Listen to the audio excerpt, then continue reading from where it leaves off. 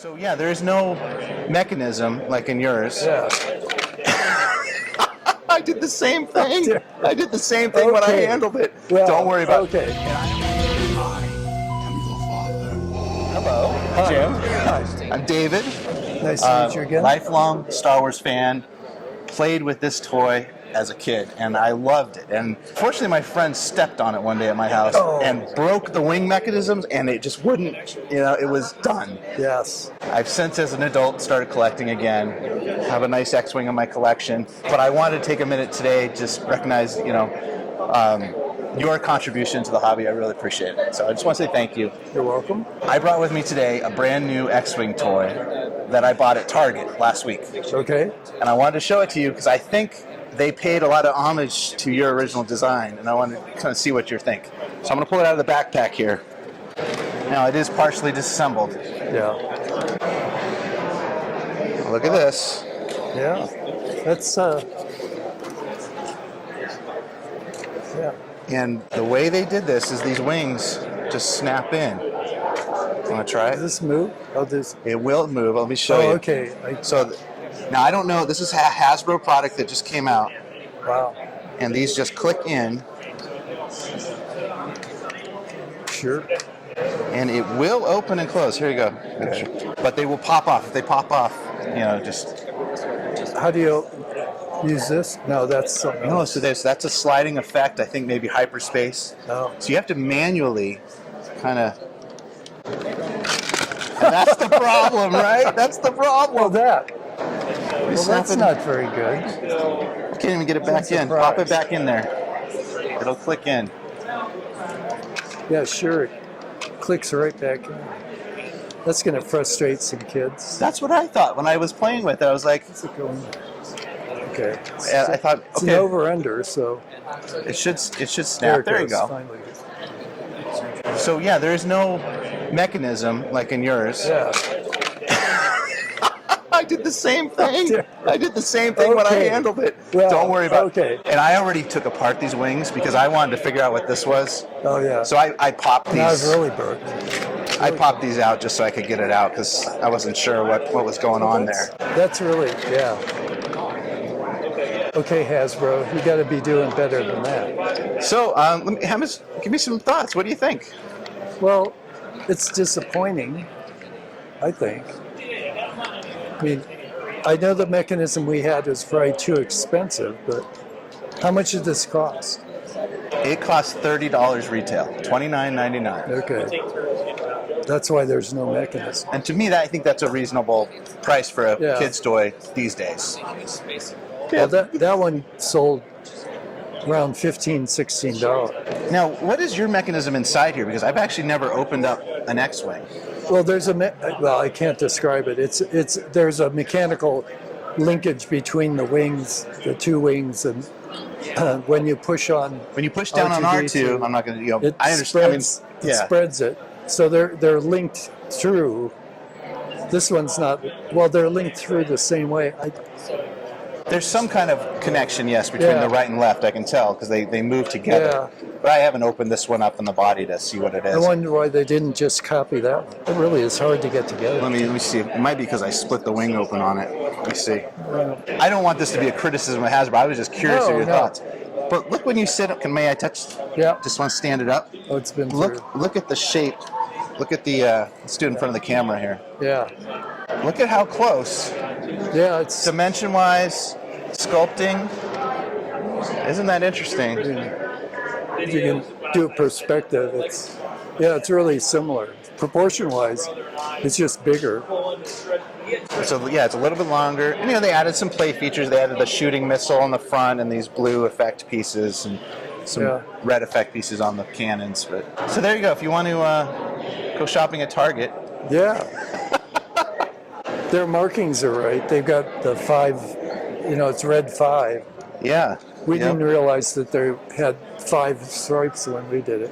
Oh, we lost one of the rear. That popped off when I opened it up. That's what's missing. It's here somewhere. My positive spin is it's a play feature, right?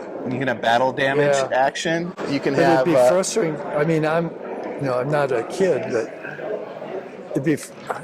seems to be frustrating to try and get the thing back together. We could have a new feature on the channel. Jim plays with toys. I'd be like, it's really tough. There it goes. There you Finally. go. Once you, I mean, it's a learning experience. I wasn't a fan of these. I don't know what they were trying to. Yeah, One of my followers had said maybe it's a hyperspace, like you're going into hyperspace or something. Yeah. The blue. Did they say anything about it on the packaging? No, the packaging doesn't label it. Yeah, R2 turns. He should be at least making some noise. All right, no lights, Should no be sounds. A click. Should be a click. Easy enough. At least a click. So I'm curious if Hasbro's got more of these in the works. Like maybe they're coming out with a TIE Fighter next. I don't know. This is the first one of the original trilogy ships that they've put out. They come with a pilot? Came with the figure. So for That's $30 a figure, that was okay. I just found it interesting how similar in size and sculpt it was. Yeah, no, it looks like markings. a revised version. I mean, the back end's not the same, but interesting that they picked up so much of the cues. Because the older one, the ones between here and here, the more realistic ones are thinner. Right, they lengthened have it. more of the proportion. I mean, we had a reasonable excuse for ours is that we have price point issue. Right. When you were designing yours, what was your criteria? What like price point? Like what kind of your kids in mind, right? Yeah. What kind of instructions were you given at the time? Well, the original intent was that when I read the script, when I came away from that first reading was, what would I do as a 7-year-old? I was 27 at the time. So what's a 7-year-old want to play with as far as that script? And it was the description of dogfights between the X-Wing and TIE Fighter. Yeah. And at that time, action figures for boys were all 12 inches tall. There might have been, I don't know where Big Jim was. Big Jim, G.I. Joe. But they were all too big to make a ship that you could hold. Right. So this was the hero. This is the hero of the whole storyline. The ship becomes the character, right? Yeah. Yeah. And the figures were just we needed characters, but they weren't the focus. The focus was this and the TIE Fighter. So, and a thing this size should cost, under $20, and we wanted to be in the $14.99, $15.99 price point. So we were gleaning information from Lucasfilm. Yeah. And we knew we weren't going to make going to make a replica. We weren't going to actually make a scale model that we would leave to MPC model kits were part of the same group. Yeah. So this is a toy. I wanted to be able to, I wanted to fly this thing with my buddy and shoot down the TIE Fighter or vice versa. So that was part of it. And we wanted to be authentic. We knew we wanted the wings to open. Yeah. The R2-D2 was a convenient way of pressing the button.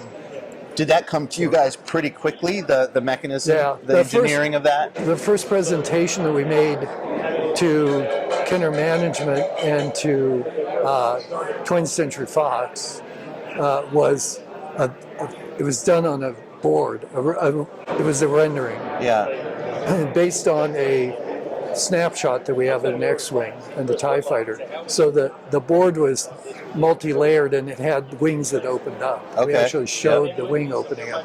And on the TIE Fighter, it was the rendering had the panels popping off. So that mechanism behind the board. So we animated the boards. We knew we wanted You had that intention all from the beginning, And the TIE Fighter, when we did the first prototype, we wanted to get the character in and out from the top, and the wings popping off, and we didn't have any electronics at the time. Oh, okay. There were no chips in 1977. Yeah. And the only thing that we could afford was the red LED. Yeah. And the motor, the sound is a motor. I know it's mechanical. It's a noise. Mylar read on a gear. Yeah. And when the motor spins, it. I loved that sound as a kid. I don't think my mom did very much. Yeah. So I think the TIE Fighter, when we first showed it, had a light bulb, but this is as high tech as we could do. Yeah. And they left that out. No lights on this one, on the new one, no. So, but that was our criteria. Basically, it was price point and size, so a kid hold on to it. I mean, have you heard that term, swooshability? Like where you swoosh your ship around? I had a friend who mentioned that. He's like, it's got to be swooshable. Yeah, you want to be able. Well, you want to be able one hand it. You don't. You don't want to have two hands, which is a drawback here. Because in order to fly this one, if you grab that thing too hard or the wrong way, but there's no way to single-handedly pop the wings. And this was designed. It was basically one-handed flying, and then you could do the R2 at the same time. Mine doesn't. The tab is a little loose, so it doesn't stay open very much. But this way, you can make the sound one-handed, and you get the light, and then you do need a second hand to get this to work. Let me get. I always do it with my thumb. I'd be holding the ship like this, and I would do it like that. Yeah, he doesn't want to open. There you go. He doesn't want to stay. Your tab's not engaging anymore. I have the same problem with one of mine. But it's only 48 years old. So. Only 48? Well, anyway. And the TIE Fighter was the same way. We had the same price point and all that. And we wanted to be able to hold on to it and make it fly. I still have my original childhood TIE Fighter. I have the TIE Interceptor with the the longer wings. And, even the Millennium Falcon, the landing gear were designed to be a handle. So we really, that was the play. And all the figures and stuff became secondary to that. Right. Really secondary. But, well, thank you so much for your time today. That was wonderful. I think people watching on YouTube will enjoy Jim handling a brand new copy of his original X-Wing. I'm going to call it not a copy, I think an homage. I think they did a decent homage. And honestly, I believe this is still superior. So I think I don't know. I think they could do better. All right. We're going to give it, we can give it a grade. 4 out of 5? 3 out of 5? Yeah.